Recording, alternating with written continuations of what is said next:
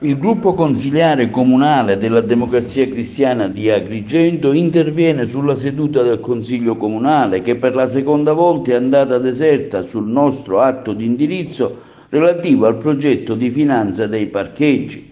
È un chiaro segnale che il sindaco non ha voglia di parlarne, affermano i consiglieri comunali della DC, un segno di debolezza, di superficialità e di arroganza. L'amministrazione comunale considera di pubblica utilità un progetto che in 20 anni porterà nelle casse di un privato circa 30 milioni di euro e nelle casse del comune appena 3 milioni di euro, ma non trova il tempo di dire alla città che ci sarà una ZTL a San Leone, che il porticciolo turistico diventerà un enorme parcheggio, che il centro storico sarà un enorme tappeto di strisce blu e che a fronte di questa svendita nessun nuovo parcheggio verrà costruito a servizio della città.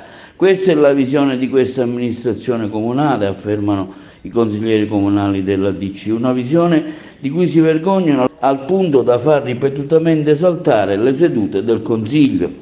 Non siamo contrari ai progetti di finanza e ai privati, ma questo è un progetto che non è equilibrato. Questo progetto, continuano i consiglieri della DC, deve essere rimodulato e pretendiamo che la società proponente venga a riferire in Consiglio Comunale sul progetto e mostri disponibilità a revisionarlo.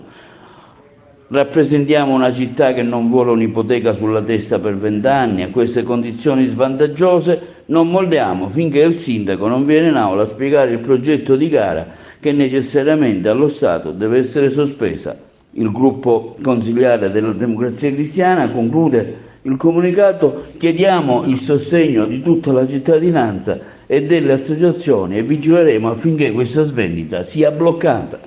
Il prossimo punto all'ordine del giorno è del mio gruppo consiliare. Noi chiediamo all'Aula di rinviare la trattazione a martedì alle ore 18.